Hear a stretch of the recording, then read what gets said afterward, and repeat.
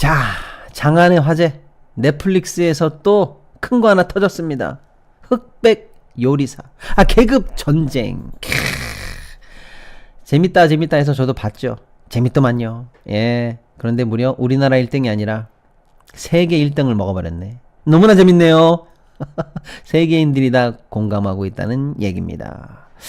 보신 분들도 많으시겠죠? 예, 아직 안 보신 분들도 계시겠습니다만은 어쨌거나 다 보셨다는 전제 하에 저도 이 열풍에 올라타기 위해서 한번 제가 생각해 봤습니다. 이게 왜 재밌지? 어떤 면이 특이하지? 라고 해서 물론 참 좋은 면들이 많습니다. 영상미, 뭐 구성 너무 좋아요. 카메라 웍 너무 좋습니다. 여러분 이거 별거 아닌데요. 이거 진짜 어려운 작품이더라고요. 이제 제가 오늘 드릴 말씀은 이제 따로 있습니다만 예를 들면 이런 거예요. 간단한 거. 거기 출연자가 예를 들면 1회 보세요, 여러분. 100명이 나와요. 100명. 네, 백수저 20인과 흑수저 80인 뭐 이렇게 해가지고 뭐 기타 등등까지 합치면 100명이 나오는데 이거 여러분 제작하는 거 쉽지 않습니다. 100명 마이크를 다 채워야 돼요. 다 차고 있잖아요. 마이크 100개를 어디 가서 구하는 게 힘들다는 게 아니고요. 이 100개의 마이크를 차고 있는 출연자가 얘기하고 있잖아요. 이런 거 편집하는 거 진짜 어렵습니다. 여러분 100명이 나오지만 보통의 토크쇼 같은 건 어떻게 하는지 아세요? 예를 들면 유재석이라든지 이런 명 MC가 이게 들고 있다가 야 여러분 뭐 이번에 맛있는 음식 뭐라고 생각하십니까? 라고 A한 1번 출연자한테 물어보면서 전 짜장면이요. 왜 좋아하십니까? 그러시군요. 라고 해서 편집이 쉬워요. 자 이번에 28번 출연자한테 물어보겠습니다. 탕수육을 좋아하세요? 뭐 팔보채를 좋아하세요? 100명이 나와도 편집할 부분은 하나로 좁혀집니다. 근데 이거는요 100명이 동시에 떠드는 방송이에요. 1번 출연자는 와 오늘 요리 어렵네 이러고 있지. 100번째 출연자는 이거 가야 되나 말아야 되나 이 말을 하고 있지. 위에서 지켜보고 있는 백수저들은 이러고 있지. 그러니까 이 동시에 일어나는 상황을 전부 다 100명이 한꺼번에 뭔가 연기를 하고 있다고 생각하는 거예요. 이거를 추려서 이 타이밍에 이 사람의 이 멘트를 쓰자, 이 사람의 이 표정을 쓰자, 이렇게 추려가는 거 대단히 어려운 작업입니다. 그러니까 아무튼 이런 손이 많이 가는 작업, 최고의 세트, 뭐 다양한 조명 기술, 음악 기술, 뭐 구성 너무 좋았죠. 예. 근데 그런 건 기본으로 하고 특별히 이게 더 왜 재밌는가에 대해서 제가 한번 분석을 해 봤습니다. 첫 번째, 사회의 계급을 보여주되 그걸 인정하게 만들었다. 무슨 얘기냐? 여러분 우리 냉정하게 한번 말씀 나눠보실까요? 사회가 똑같습니까? 안 똑같죠. 날 때부터 집이 다르고 환경이 다르고 배운 게 다르고 경험한 게 다른데 어디가 평등합니까? 안 평등하죠. 그럼 그게 정상입니까? 아니죠. 최소한의 그 차이를 좁히기 위해서 사회가 계속 그 이상향으로 가기 위해서 노력해야 되는 겁니다. 자, 그래서 사실 이런 TV 프로나 뭐 아무튼 이런 곳에서 불평등한 계급을 그대로 보여주는 거 현실이긴 합니다만은 보고 싶지 않습니다. 그래 알아 세상 불공평한 거 라는 겁니다. 그래서 보통 어떻게 할까요? 애써 있는 계급을 말하지 않거나 하게 됩니다. 그러면 그건 현실이 아니죠. 그러니까 아주 여기 딜레마가 있는 것 같아요. 현실을 그대로 보여주자니 거부하고 싶죠. 이 불공평한 세상, 이 잘못된 거, 이 모순 보는 거가 괴롭거든요. 그래서 현실 그대로 보여주면 거부하게 되고 또 그렇다고 그걸 미화해서 마치 계급이 없는 것처럼 세상이 천국인 것처럼 평등한 것처럼 쇼를 꾸미면 리얼리티가 안 살죠. 그게 재미가 없죠. 상상이야? 쇼야? 이렇게 되는 거죠. 그런데 여기는요. 흑수저와 백수저라는 계급을 나누고 출발했습니다. 사회의 리얼리티를 그대로 담고 있는 거죠. 세상엔 계급이 있어 얘들아. 너희는 흑수저야. 밑에서 고생 좀 해봐. 난 누군지 알아? 난 백수저야. 너희들은 계급이 달라. 너 요리 한번 해봐. 난 위에서 너희를 내려다볼 거야. 이렇게 계급을 그대로 리얼리티를 살려서 보여줍니다. 그러면요 거부하게 되죠. 뭐야 사회도 이렇게 빡빡한데 저는 계급사회 보고 싶지 않아 라고 거부해야 되는데 여기서 이 기획의 매력이 드러납니다. 리얼리티 계급을 보여주는데 거부감이 들지 않아요. 이게 아주 특이합니다. 왜냐 그 계급이 나눠진 현실은 보여주는데 그 계급이 엄마 아버지로부터 물려받았거나 사회로부터 불평등하게 형성됐거나 백을 써서 형성됐거나 한 계급이 아니기 때문이에요. 계급이 존재한다는 리얼리티는 보여주되 그 계급 상단에 올라가 있는 사람들이 다 면면이 뭡니까? 적어도 인정할 만했다. 50년 중식 외길을 걸어오면서 전 세계 중식의 따거, 대부로 추앙받는 여경래 셰프가 철가방설부터 시작해서 중식 대부가 됐는데 그 사람이 얻은 백수저 계급 인정할 만하다. 세계 3대 요리 중에 2개에서 이미 우승을 하고 국내 최고급 레스토랑 같은 63 스카이에서 일하고 있는 수석 셰프가 그럼 백수저가 아니면 뭐겠어요. 인정할 만했다. 이게 이 쇼의 제가 볼 때는 묘한 매력의 시작인 것 같습니다. 불평등한 계급이 존재한다는 리얼티는 보여주되 거부감을 갖지 않도록 계급의 정당성을 부여해서 참여자나 시청자나 누구나 다 계급을 인정하게 했다. 여기에 출발점이 아주 좋았다 라고 저는 생각합니다.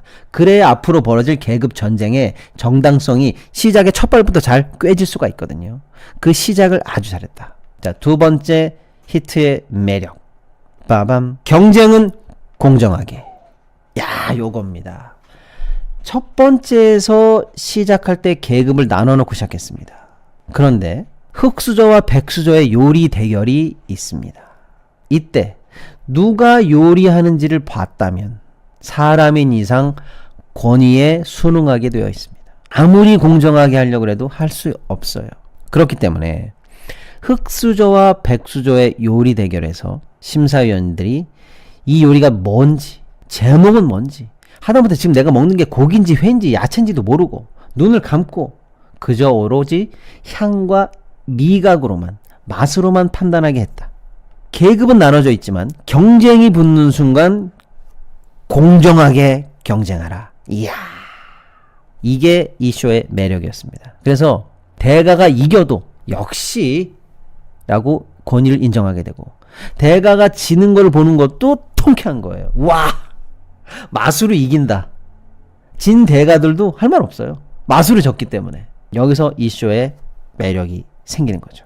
자, 그럼 여기서 첫 번째와 두 번째 제가 뽑은 매력의 포인트를 합쳐보면 어떨까요? 말도 안 되게 나온 불합리한 특권들은 우리가 거부할 수 있지만 정당하게 얻어진 권위와 그로부터 생기는 어떠한 기득권 정도? 그런 건 우리가 충분히 받아들일 수 있다. 자, 그러나 그렇다 하더라도 그런 사람들이든 누구든 경쟁이 붙는 순간 공정하기만 하다면 그것 또한 우리 받아들일 수 있다. 우리 사회가 가야 될 부분 아닐까요, 여러분? 그 부분이 나타나 있어요, 이 쇼에서는. 경쟁은 공정하게. 더 가졌다고 더 많은 무기를 휘두르게 해서도 안 되고, 덜 가졌다고 불리하게 시작해서도 안 된다. 경쟁은 공정하게 하라. 그래서 그 공정한 경쟁 속에서 지금까지 늘 이겨왔던 그런 기득권과 명예와 권위 같은 거, 그건 존중한다. 이런 사회 우리가 바라고 있지 않았을까요? 예. 그 부분이 말하지 않아도 표현됐다. 아, 좋다. 저는 그렇게 봅니다. 자, 그리고 제가 느끼는 또 하나의 매력. 빠밤. 심사의 고급스러움.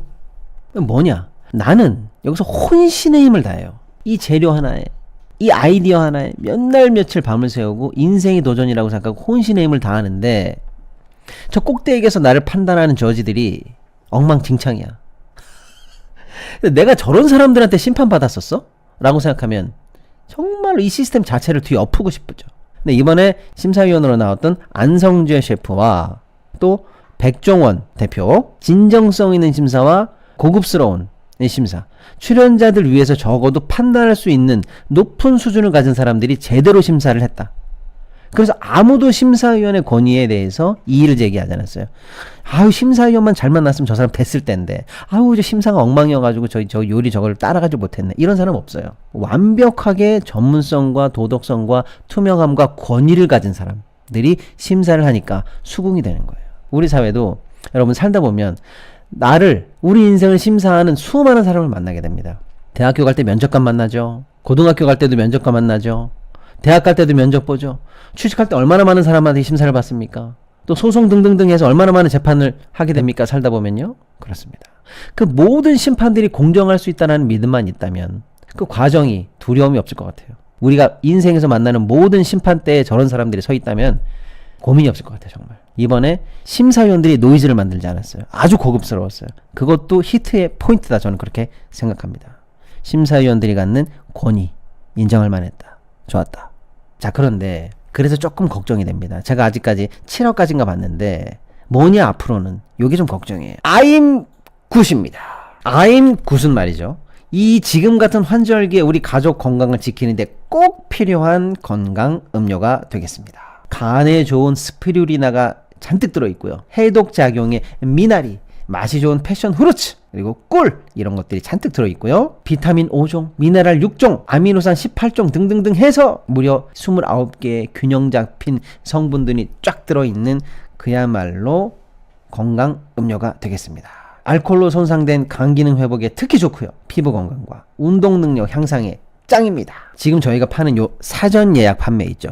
요때 사셔야 평상시 다른 데서 사시는 금액보다 무려 약 한 33에서 38% 더 저렴하게 사실 수가 있다는 사실. 그러니까 지금 사시는 게 돈 버는 거라는 의미가 되겠습니다. 이번에 딱 일주일간만 또 사전 예약 판매예요. 재료가 이게 너무 귀하다 보니까 1년 내내 파는 게 아니에요. 재료 올 때마다 만들어서 팔고 또 소진되면 다음 재료 수급해서 또 팔고 이런 식이거든요. 지금 10월 7일까지 팔고 있는 요때 반드시 사주시기 바랍니다. 특히 이제 피로를 많이 호소하는 분이 가족 중에 있으시죠? 직장인들, 그 다음에 수험생 이런 분들에게 적극 권합니다. 효과를 처음에 반신반의하시는 분들도 많이 계시는데요. 꾸준히 드셔보십시오. 피로 회복이 이게 다릅니다. 수많은 후기와 댓글에서 이미 다 검증이 됐고요. 그래서 믿고 사시면 되겠습니다. 삶의 리듬이 달라지는 기적의 음료 I'm 굿입니다. 요게 좀 걱정이에요. 뭐냐? 6화과 7화에서는 백인의 심사위원들이 나왔어요. 그래서 마지막에 리조또 요리인가? 거기에서 안 셰프랑 백종원 대표가 다 이게 더 맛있다고 그랬어요. 심지어 백종원 대표는 이탈리아 나폴리에서 먹어본 평생 제일 1등이라고 생각했던 리조또보다 이게 더 맛있다고 했어요. 자, 그런데 이 쌀의 익힘 정도에 대해서 이게 리조또라면 고급이다라는 거를 잘 모를 수 있는 익숙함이 덜한 심사위원들 100명이 나오니까 전문적 심사가 뒤집혔죠. 원래부터 대중심사를 하기로 마음먹은 거와 전문심사를 하기로 마음먹은 게 충돌하기 시작하죠.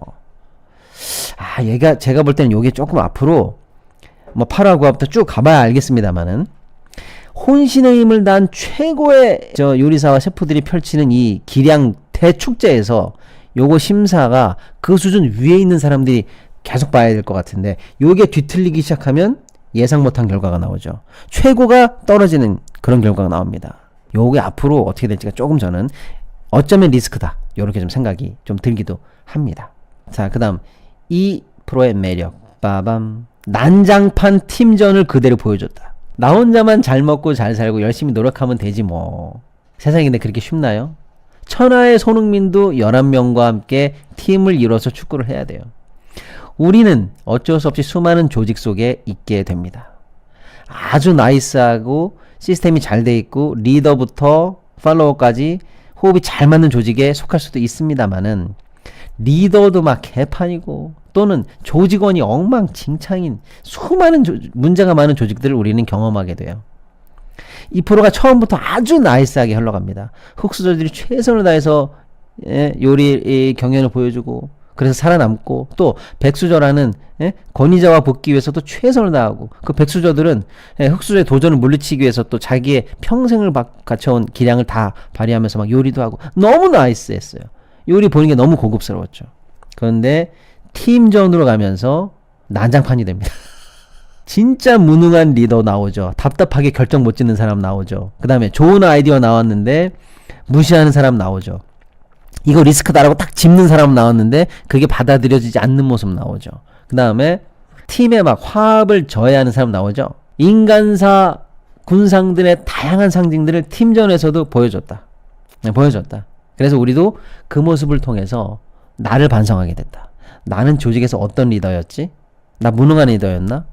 나 너무 우유부단한 리더였나? 또는 나 독선적인 리더였나? 이런 것도 반성하게 되고요. 나 어떤 팀원이었지? 또는 나는 조직 내에서 기능을 잘하는, 부여받은 기능을 잘하는 조직원이었던가? 이런 거를 이 팀전을 통해서 아마 많은 부분들이 나를 투영하게 되는, 뻥 좀 보태서 거울 치료하게 되는 효과까지 있었다. 저는 그렇게 생각합니다. 거기 나온 리더들이 완벽했다는 건 아니지만 예를 들면 이런 거죠. 최고의 리더십을 보여준 최연석 셰프. 아, 좋았다. 이렇게 많은 분들이 평가하지만 거기도 단점이 있더라고요. 제가 볼 때는. 예를 들면 이런 거죠. 목표를 정확하게 알려주지 않았어요. 내 말만 따라 주십시오. 라면 착착착착착착 일 주고 착착 이건 잘했는데 우리가 만들려고 하는 요리의 끝은 저거야. 이걸 명확하게 구성원들에게 인식시켜주지 않고 출발했어. 그러니까 모든 리더들도 다 단점이 있어요. 그러니까 거기서 잘된 리더들도 요런 게 있고 잘못된 리더들은 뭐 얘기하면 뭐예요. 막 엉망진창의 리더들도 막 나오더만요. 어쨌거나 이 팀전을 통해서 우리가 사회생활을 하거나 조직생활을 할 때 각자 위치에서 다 나를 돌아보게 만들었다. 요거 아주 매력적이었다. 저는 그렇게 생각합니다. 네. 이상 제가 짧게 짚어본 현재 7화까지 보고 나서 제가 말씀드리는 요 프로의 흥행, 돌풍의 이유가 아닐까라고 제가 한번 생각해 봅니다.